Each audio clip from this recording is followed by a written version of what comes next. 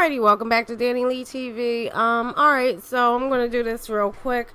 We're going to do this from my laptop, and it's pertaining to Apollo Nida and his technical violation. So let's get into this. So Bravo is reporting that Apollo Nida is back in prison, the husband of the Real Housewives of Atlanta. Her ex-husband of Phaedra Parks was taken back into custody by the U.S. Marshals Service just days after he was released from prison. A representative from the U.S. Marshals Service confirmed to Page 6 he was taken back into custody. It wouldn't say why. It was an order of the court to bring him into custody. The representative told Page 6, "We took him to the Federal Bureau of Prisons and they will deal with it since he was in their custody."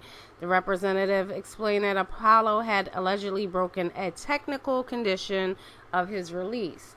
It is unclear what the terms of Apollo's release were said to have been violated. Apollo's release was from FCI Fort Dix in New Jersey. Alright, so he was taken to the federal courthouse, yada, yada, yada. He was originally sentenced to 8 years in prison for fraud and identity theft in 2014. However, his sentence was reduced. He did go to the halfway house in Philadelphia. Alright, so Phaedra was not available for comment. And, see what else. Waking up thankful, grateful for my awesome life, fabulous family and friends. Even in my darkest moment, God showed up and showed out. No matter what the situation looks like, know that there's a rainbow following the storm. All right, so what we want to know, what is a technical violation? So we're going to go over to probation and parole in Pennsylvania, technical and direct violations. If a probation or parolee fails to meet any of the numerous supervisory conditions, they may be arrested and charged with a technical violation.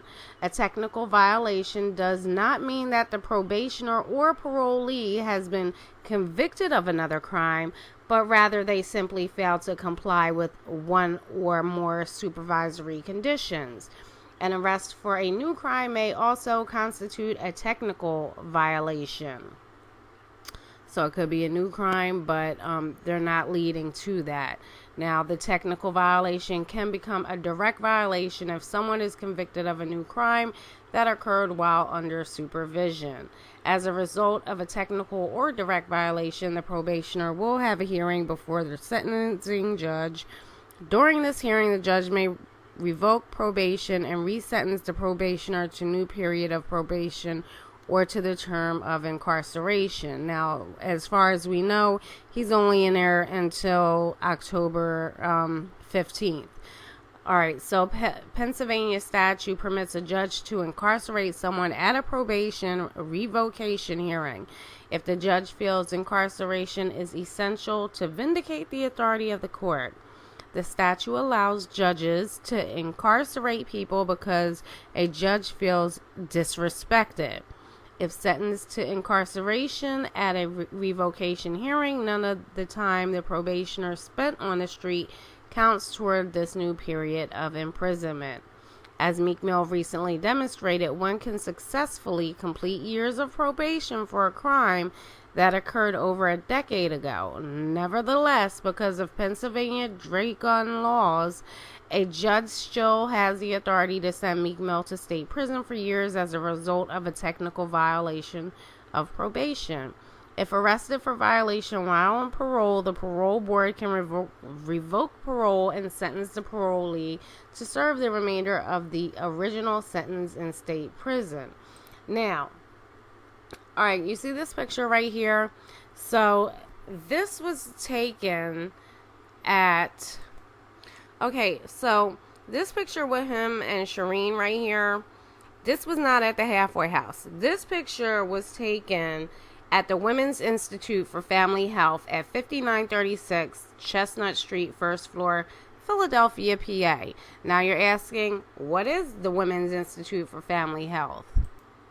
Alright, so here's a close-up of that picture. As you can see, this is exactly where they were at. Let's go back to that.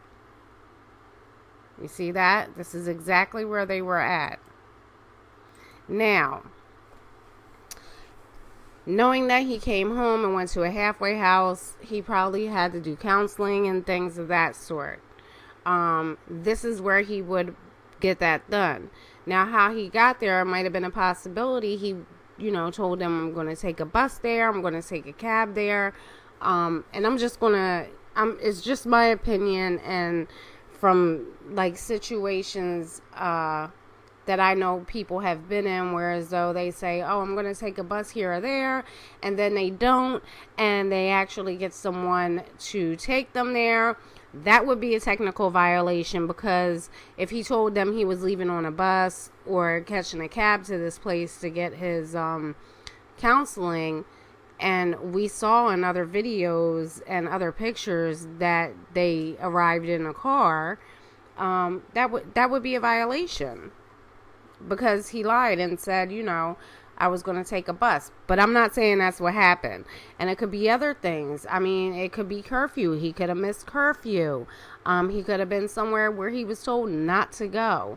I don't see any other charges. And I didn't see any charges when I looked. So it's just a possibility that he's just going to have to do the next couple of months, in federal prison. Alrighty, so that's what we found. That's what we're looking up. I just wanted to give you guys that information. All this is researchable. You can find this, just, type it in. What is a technical violation in the city and state of Philadelphia, Pennsylvania? And it will give you a whole list and a lookup. Alrighty, so I will see you later.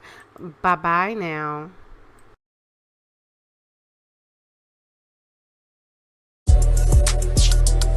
You've arrived.